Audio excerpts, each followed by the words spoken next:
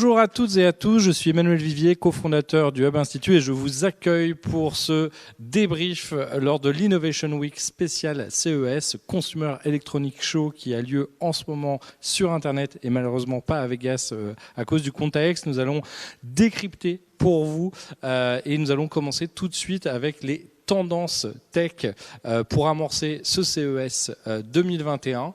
Alors effectivement, on sait tous que le Covid a bousculer nos agendas, bousculer nos habitudes, nos pratiques et effectivement a fortement accéléré la transformation digitale de nos pratiques, le télétravail, le e-commerce, etc. Et effectivement, pour beaucoup, malheureusement, cette année a été une année compliquée. Alors, Time nous parlait de la pire année, je pense qu'on n'en est pas là, mais effectivement, on se rend compte que selon les industries, malheureusement, on a été particulièrement impacté et on se rend compte, comme nous le disait Lénine, qu'il y a des cas dans lesquels il ne se passe pas grand-chose et que parfois il y a des semaines dans lequel l'équivalent de décade se déroule. Et là, clairement, si on regarde un tout petit peu, le e-commerce, on a vu une progression équivalente à 10 ans en 8 semaines, la télémédecine, 10 fois le volume d'usage en 15 jours, le streaming vidéo, la progression équivalente à 7 ans en 5 mois, et le e-learning, plus de 250 millions d'étudiants rien qu'aux États-Unis en 2 semaines. Donc c'est phénoménal. Il y a eu une accélération incroyable des usages de la tech. D'autres industries ont été, elles, paralysées, mais la tech, elle, a été surboostée par les effets du Covid. Et donc l'enjeu pour les entreprises aujourd'hui, c'est vraiment d'apprendre plus vite que la concurrence face à ces nouvelles pratiques, face à ces nouveaux usages, et d'agir plus vite en fonction de ces apprentissages. Il ne suffit pas de comprendre, il faut pouvoir agir et accélérer sa transformation. Clairement, le monde de la tech est à son apogée. On voit que grâce à ce nouveau contexte, les grandes entreprises et les startups explosent, et on voit évidemment que l'innovation, la transformation digitale deviennent clé pour répondre aux disruptions. Et dans ces changements, l'IT est en train de reprendre la main au service des business units et du business. On voit qu'effectivement, tout le monde parle de transformation digitale, mais que finalement, ça restait encore flou.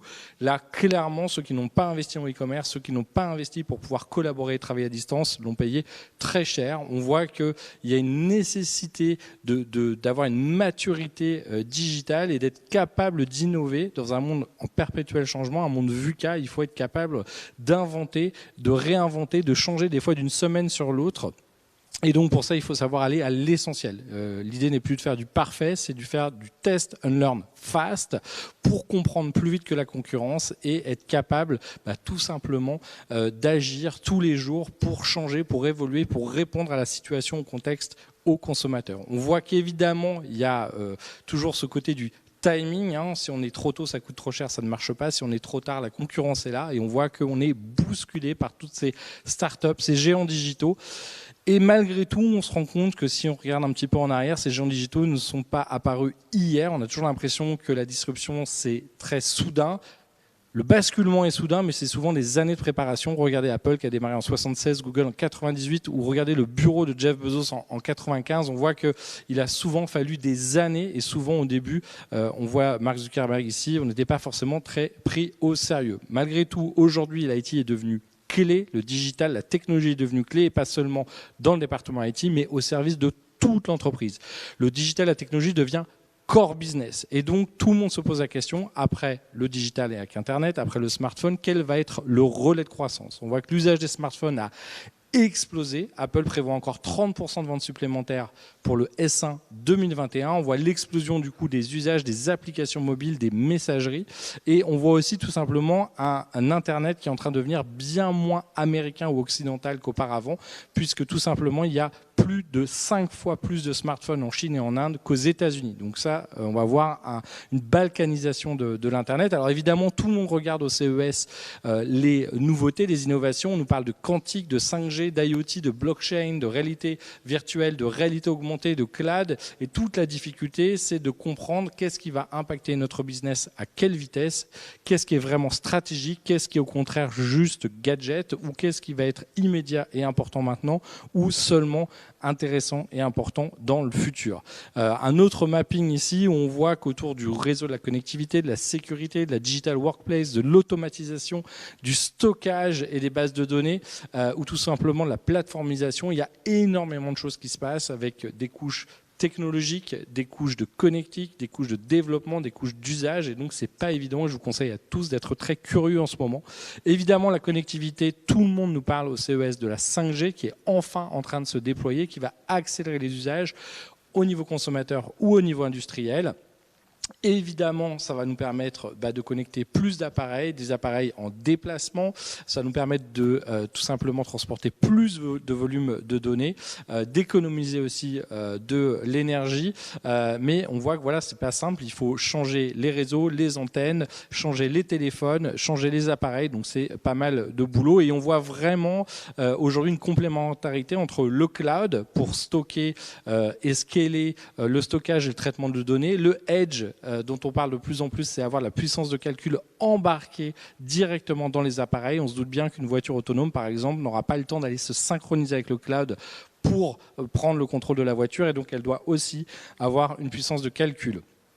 On arrive tout simplement à une fusion des mondes virtuels et physiques. On parle de jumeaux numérique de la personne pour la santé, jumeaux numérique du produit, de l'usine, du bâtiment avec le BIM ou de la Smart City. On va créer un double qui va nous permettre de simuler, travailler en commun, tester les choses et tout simplement pouvoir mieux piloter et interpréter les choses. Évidemment, la 5G, c'est déjà du passé ou du présent, puisqu'on va parler bientôt de connexion via les nanosatellites, et là, avec une grosse compétition entre SpaceX et Amazon qui lancent des nuages de satellites. Et puis, il y en a comme en Chine qui sont déjà en train de travailler sur la 6G, qui ira encore plus vite, encore plus rapidement, de manière encore plus réactive. Et évidemment, derrière tout ça se pose le problème de l'énergie et de la pollution numérique. Donc là, il y a une vraie prise de conscience, et on commence à le voir dans les annonces du CES sur économiser l'énergie, utiliser de l'énergie renouvelable et de réduire les produits ou les matériaux utilisés par exemple dans les batteries. Évidemment, tout le monde espère beaucoup aussi qu'on va changer et faire évoluer l'architecture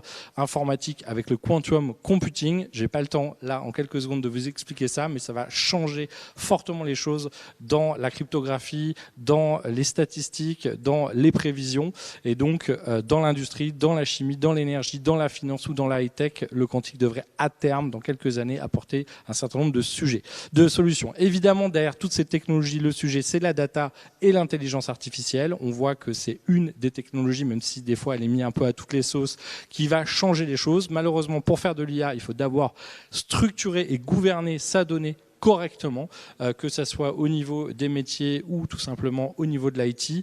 On voit que c'est pas évident. La bonne nouvelle, c'est que l'IA va vraiment nous aider à automatiser un certain nombre de tâches, peut apprendre par elle-même grâce au deep learning, et demain, pour les enceintes connectées, pour les voitures autonomes ou tout simplement pour la personnalisation de nos applications, les algorithmes vont être d'une grande utilité pour faire face à ce déluge de data. La bonne nouvelle, c'est qu'on voit une accélération de la puissance de calcul et des innovations en termes d'IA, de processeurs, de réseaux neuronaux.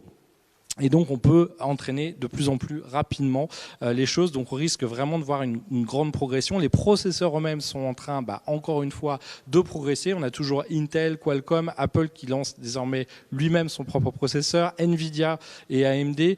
Donc, on voit bien qu'il y a une course à la puissance de calcul. Et donc, là où on a l'impression qu'aujourd'hui, l'IA est très en deçà de l'intelligence humaine, on pourrait voir un rattrapage très, très rapide et soudain quand tous ces effets vont se cumuler.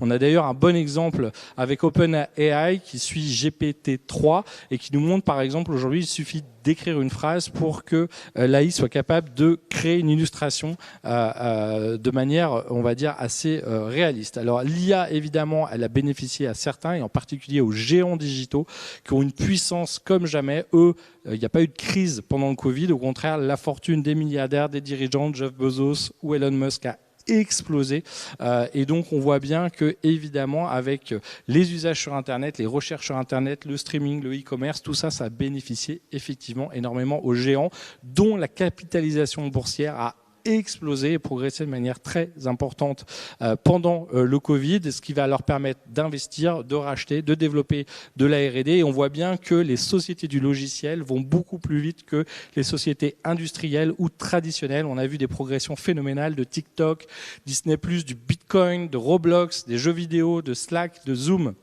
Donc on voit bien qu'il y a une explosion des usages technologiques, entre autres grâce au cloud et au edge qui arrivent. On voit que les GAFAM sont tous en train de se positionner sur le cloud, sur les appareils connectés avec l'IoT et la data et l'IA et les applications qui vont avec. Évidemment, ils ont beaucoup de cash qu'ils vont pouvoir investir pour acheter et pour pouvoir faire de l'innovation. Et on voit que derrière le succès des GAFA, c'est finalement un succès de plateforme, de réseau, de marketplace, des nouvelles façons de créer des chaînes de valeur et de faire du business. Évidemment, il va y avoir une bataille entre ces plateformes-là et on peut s'intéresser sur l'hégémonie de ces géants digitaux puisqu'ils paraissent assez inarrêtables aujourd'hui avec cette croissance de leur chiffre d'affaires, cette croissance des usages, cette croissance de leur valeur en bourse. On se demande comment on va les arrêter. On voit aussi qu'il y a tout simplement un sujet, entre autres, sur le contrôle de l'information.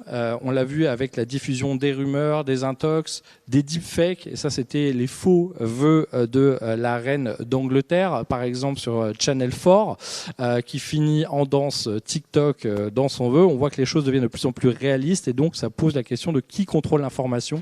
On l'a vu effectivement en ce moment avec l'arrêt des comptes Twitter, YouTube ou Facebook de Donald Trump. On peut peut-être s'en réjouir d'un côté, mais se poser la question de qui a le droit de contrôler l'accès à l'information. Et on voit bien que ces GAFAM ont eu un accès assez illimité à nos données, qu'ils ont monétisé. Ça leur a donné un avantage compétitif particulièrement important. Aujourd'hui, il est peut-être temps de les réglementer. En tout cas, on voit un certain nombre d'appels. Comme on l'a vu dans d'autres industries par le passé, les chemins de fer, l'industrie, l'aéronautique, il serait peut-être temps aujourd'hui qu'effectivement, on définisse un petit peu plus les règles du jeu. Déjà aujourd'hui, par exemple, sur la publicité et la privacy, mais demain encore plus avec l'IA. Et donc, on voit qu'il y a un certain nombre de tentatives de régulation qui se cumulent et se multiplient dans le monde. Malheureusement, parfois, certaines amendes sont un peu symboliques. Quand on voit l'amende de la FTC de 5 milliards, ça paraît beaucoup, mais par rapport à la capitalisation boursière de Facebook, ça représente plutôt des pièces jaunes. Et demain, effectivement, on voit bien que les big tech vont aller bien au-delà de l'information, de la publicité et du marketing, puisqu'elles attaquent les industries traditionnelles comme la santé. Voilà, c'était beaucoup d'informations, mais le CES est un déluge d'innovation, de tendances, de nouveautés. Nous, on vous donne rendez-vous dans notre Hub Report spécial CES où vous aurez le détail de tout ce que j'ai déjà partagé avec vous. Et puis rendez-vous pour les prochaines sessions lors de cette Innovation Week spéciale CES. Merci à vous.